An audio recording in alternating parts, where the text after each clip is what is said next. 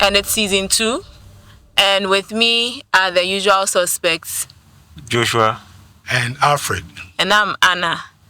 So for season 2, we are starting with public sector, private sector. What's the difference? For anyone who is looking for a job for the first time, what must they know?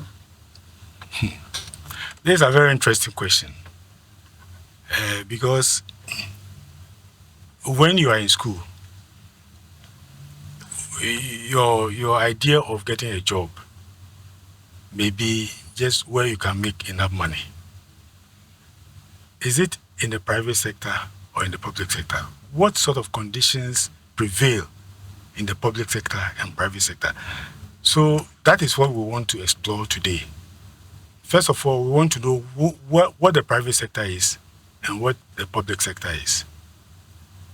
A public sector company or public sector organization are organizations that are controlled and funded by the government.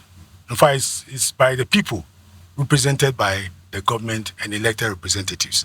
For example, the Registrar General's Department, Ghana Police Service, Ghana Education Service, they are all public sector organizations. So when you leave school and you are a teacher, you are working in the public sector. If you enter the police, you are in the public sector. But if you finish work and you decide to work for Zoomlion, and I'm not saying Zoomlion for any bad reason. Zoomlion is a very big organization. It's owned by a private person. You may make more money there than in the government sector. Now, the question is, which one would you want to work with and why? That's what we want to explore today. So, what are the advantages and disadvantages for either sectors? Can you share that with us? Can you say something about it before I... Especially as someone who has worked in both. What can you say? So, I wanted to hear something from him first. Okay. About, I think you said public sector versus private sector. You've also worked with both. You have about 35 years experience. Yeah, so my question is to both of you, whichever one wants to answer so, first. And you even have a story about someone who was working in the public sector as a teacher, but was also doing something in the private sector. Some galamsey, something. You want to talk about that? Oh, let that be that one. All right. The galamsey, people use it, as a generic term. But that's private sector. Side gig, they call it galamsey. People now call it galamsey. You are working, wherever you are working, you can do galamsey. And I'm not talking of galamsey in the real sense of private or illegal gold mining. Okay. So basically, when we talk of the public sector, it's very structured. And the eyes of government is on how those organizations are managed, how people are hired, how people are promoted, and all the things that would ensure that the services that are supposed to be rendered by that organization are properly run, and then the workers are properly taken care of. On the other hand, the private sector, the motivation is to make money. So they want to make profit. So somehow, the management of the organization may not even be interested in rendering quality service. If it's a hospital, if it's a private hospital compared to a government hospital, the private hospital may secretly want to use expired anesthesias as expired drugs without letting people aware. Now, if, the Ghana Health Service, I'm sure they have some responsibility to even monitor how things are done. Yeah. But if Kolebu ever does anything, they won't even think of doing that because that would be terrible. But because of the profit motive of private companies, they do also things. So that's one aspect of it. Okay. The other thing is that in the private sector, you can be fired, for the flimsiest of excuses. But to get fired in the public sector organization, it can be huge, especially if there are unions there. to fire somebody there from a public sector organization is huge. And for that reason, people don't take their work, some people don't take their work seriously. Yeah. Because they can't easily get fired. But in the private sector, if you mess up, you are gone. But won't you say that for a lot of people, we believe that public sector lacks a lot of quality in terms of, say, customer service. If you have a private hospital and a public hospital, for some people, they will spend so much money going to a private hospital because the quality of customer service is important to them. Yeah. And for the public sector, it is for the government. Yeah. Nobody is going to fire me. I can do whatever I want and get away with it. But like you're saying, private sector, any slightest thing, you will get fired. So you want to make sure that you are applying the right principles and skills so that nobody goes to report you to your manager and then you get fired. Okay. So I feel that brings to question what you just said. But before that, Joshua, can you also shed light on advantages and disadvantages from your perspective? I mean, for the Gen Zs and millennials, we want to hear what your perspective is. Like he said, a lot of the time when you are starting your first job, you want to make money. Raise your voice. And you are getting a job because you're like, okay, how can I make money and how can I quickly improve the amount of money I'm making, whether it's on a monthly basis, yearly basis, and what have you. When it comes to private sector, it's kind of more straightforward than public sector. What I mean by that is, I won't say straightforward. It's shorter, it's faster. Maybe that's what I'll say. But the public sector, all of the time, it's like MB, I think they call it. Mabache. I've been here before you. If the boss is 40 and he's not leaving anytime soon, you cannot get promotion. I remember I was in a company where someone came from outside to join this company. It was a public company. And then he was looking at his boss. He was doing the calculation like, my boss is younger than me. So me, I'm going to be stuck here for 18 years. And then by the time he's gone, I'm also gone. So I'm not going to get his position. And he was demoralized there and then. My private sector is not about just, age or I've been in this position for 10 years. Yeah. There are other factors. Like if you bring them more money, if you head a big project, if you bring a big client, you can quickly escape and go above and beyond your boss. There are cases like that. I think PZ Cousins, I've heard stories like that where someone came as a PA, personal assistant, and then in 5 years, he's now some kind of GM, which doesn't happen in public sector. Public sector, it takes 5 years sometimes to get your first promotion. When are you going to get to GM? So for people who are starting their first job, I think one of the things you should know that it's unlikely that when you start in the public sector, you're going to get that fast promotion and fast rise you're looking for. That happens more in the private sector. And some people, they start in private sector, then they transition to public sector. It happens. Someone starts, maybe they spend 10 years in public sector, then they come in. And then it causes confusion because you and your mate started in the same, started jobs around the same time. Same level. He started in private sector, I started in public sector. You have been there for 20 years. Now your mate comes and he's your boss's boss. And you're like, because he came from the private sector. Yeah, he came from the private sector. So you're like, But, so is that what we are doing now? He came from outside now. He's not even my boss. He's my boss. But, and again, this is something I've actually seen. I'll be like, so me, I'm here. I'm wasting my time because if I spent 20 years somewhere else, I could have come in at this level. But I stuck myself in the company and waited and look at where I am. Again, not to say it doesn't have private sector. It does. But I would say that most of the time it will have maybe to be like, okay, I am your subordinated and you are my direct boss. But in terms of like the degree, the amount of time, it's not like something where it's like 20 years and then you are my boss's boss. It's more like, I've been in the company for 5 years. This person comes in. I was supposed to be the boss and now he's my boss.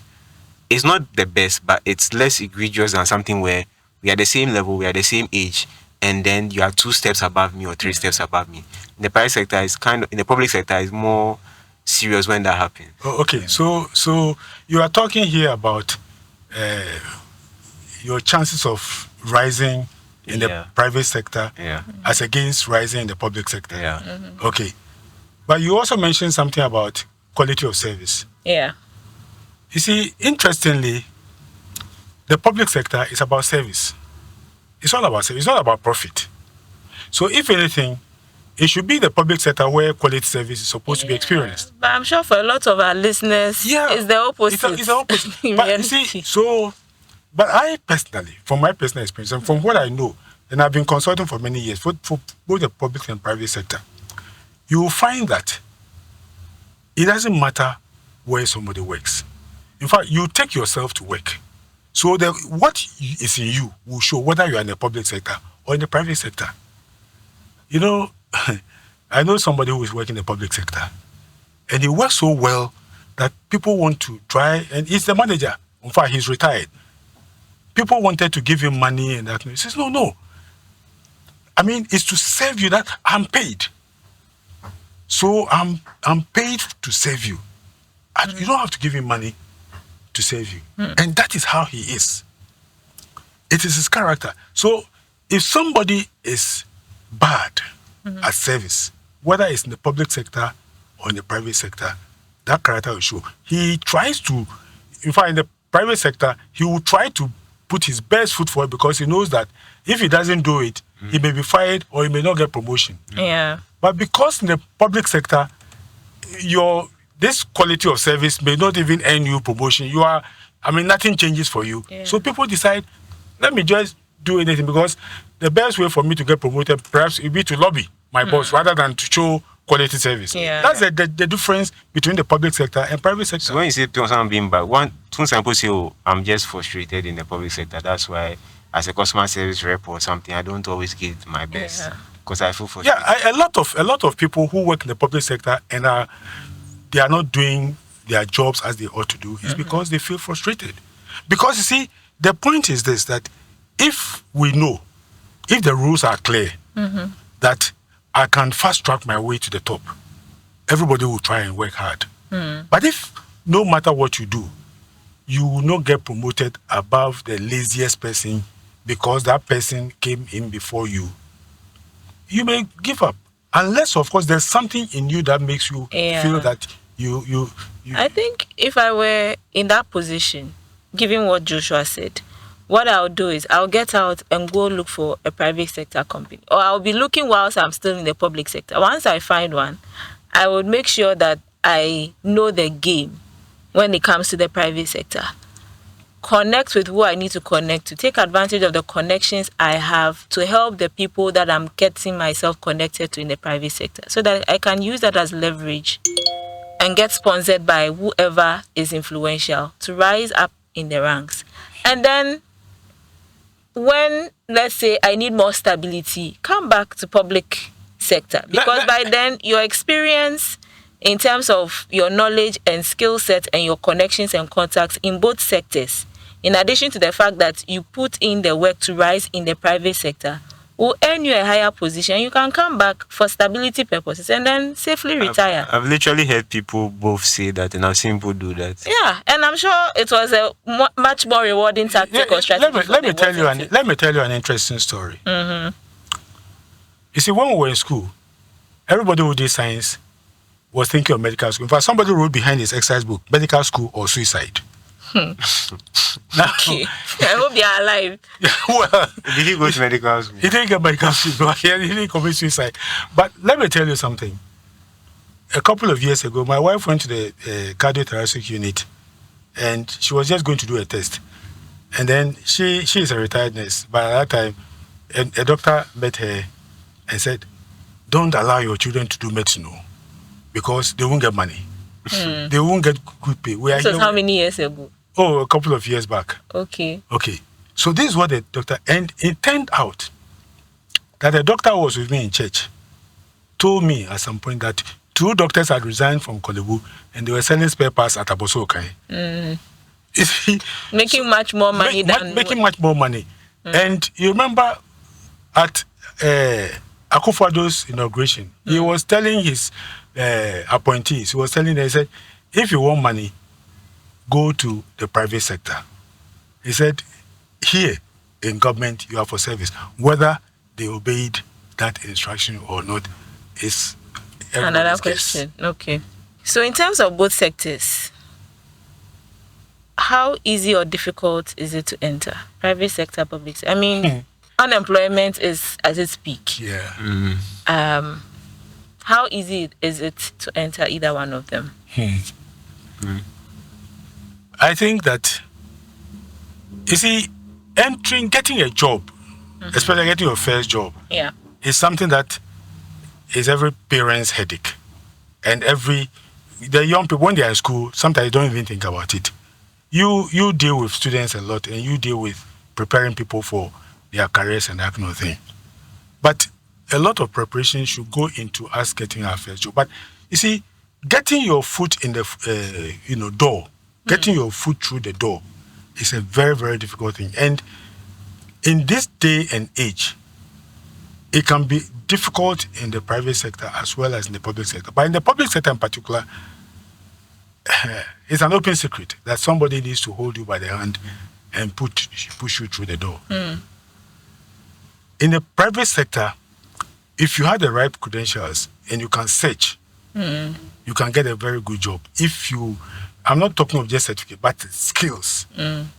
But in this day and age where a lot of JDs are talking about having a minimum of 2 years working experience for an entry-level role, how do you advise people who are looking for their first job to maneuver that?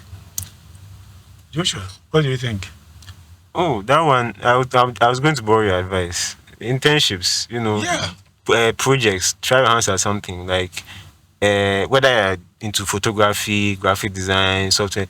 When you're a student, you can easily find someone to work for and do some stuff for. And then that becomes part of your portfolio and projects. And then when you leave, you can be like, oh, well, when I was in school, I did this project, I did that. This is my portfolio as a media person or as a social media person or graphic designer, programmer. Before you did national service, whilst waiting to do national service, you you did unpaid internship.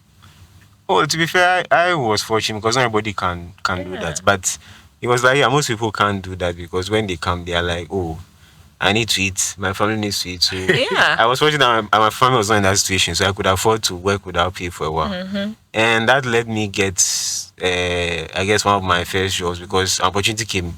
I wanted someone in digital marketing at the time, and I was working with this person, so that helped me get my first opportunity. Yeah. So I would say that as someone that works with students, you have a situation where they don't mind getting an internship. But when school is on break, your parents are not going to finance you with an allowance to do an internship. So for a lot of them, they want a paid internship. And I would say that if any parent is listening, look, your wards are students for the entirety of their education. So be prepared to at least support them because competition is tight. A lot of companies are looking for cheap or free labor. And if you want your child to really make it, as much as you can, support them even during the break so that they can take up free opportunities that will help them build their skills. Yeah, so I agree with what you have just said about parental support for interns, especially the unpaid internships. Yeah. See, parents are prepared to pay, a lot of money by way of fees for their children to acquire technical skills. But for them to actually display what they have learned, they need these internships. And if that internship may have to be free for them to be seen, then whatever the parents can do to make sure that they get to the right organization, the organizations of their dream, and show what they can do. Yeah. They have to provide, because if you are prepared to pay dollars for 4 years, and then your child may be the 3 months support, maybe at Obuasi, where he can show Anglo Gold Ashanti what he can do, and you are not prepared to do it, then you don't love your child. Because you see, when you go to work, you just show maybe on paper, it's your technical skills that may show what you have learned and maybe some practical experience and that kind of thing. But work involves a lot, both technical skills and soft skills, the hard skills and soft skills. The soft skills, which in fact they don't even teach at school, which people pick from home and that kind of thing, will come on full display when a student is on internship, and that is what may call the attention of the hiring manager to such a person and say, look, come work with us. Yeah. I'll just add something. I mean, because you need to. It's not everybody's parents who are meant to pay in dollars. Yeah. So for people who are struggling or people's parents are struggling, I'll pick this from. Because you already had a video on doing business in Ghana. Okay. It should still be on YouTube. And he had a guy who said he wanted to work in Accra if I had an opportunity, but money was an issue and stuff like that. So what happened was that somehow he came to an agreement with the boss, and the boss allowed him to work remote. So he was in Kumasi, but he was working for the guy in Accra. And then somehow when school started, he still managed to combine. He came back to Accra because the university I think was in Accra, and he was in Accra going to school while still doing work for the guy. And so because he was able to have that assignment with his employer, he was able to circumvent that you have to be in location at the time because the guy was good and people also vouched for him. You are in a good place. Your generation is in a good place where people can work remote. In our time, remote was like witchcraft. Even in this time, it's not every company that is open to remote. Because there are some that have said they tried it. Employees took advantage of it. They're watching Nigerian movies. In my case, in what I heard, they were saying that they were running their personal errands instead of being behind their PCs working. And for some employees who have actually maybe followed through with remote work, they talked about how there was unnecessary policing. You're even going to the washroom, you receive a call. Why are you not behind your machine? Because of course they had installed certain software to monitor them. And so for them, they were like, you know what, I don't want to work remotely for my company. I would work in person, and when I want to use the washroom, I can use it in peace. So at least in this part of the world, there are some companies that are open to it, and there are some companies that are not open to it. And what I've personally realized is that the companies that are more youthful are open to remote work and hybrid work. Okay. But that's not to say that they don't have their own fair share of challenges, because there are some that have had. We even had a guest like that, Brian. He started out, especially with his Ghanaian staff, remote, and he realized that it wasn't working out so well. So he had to switch to a more hybrid system, which was beneficial for him. But for his other teammates who are in other countries, they work remotely, and that was a compromise he had to come with or to develop for his company, because he realized that some of his employees were abusing that privilege. Now, when it comes to wages, I would say that in this part of Ghana, I can say with some level of confidence that close to 80, if not 90% of companies don't pay well. Now, when I was in college, there was some news we heard and were shocked that somebody's salary was 500. We were like, all this time you spent in school and all the school fees that have been spent on you only to get out and you are being paid 500 cedis. Now, fast track to now, I was sharing with some of my students that there are people I know who have been working for close to a decade and their salary is 2,500. They were all shocked because to them, 2,500 cedis is what they spend in maybe 2 weeks. How am I going to survive on that? When it's taking someone a whole decade to start earning that amount of money.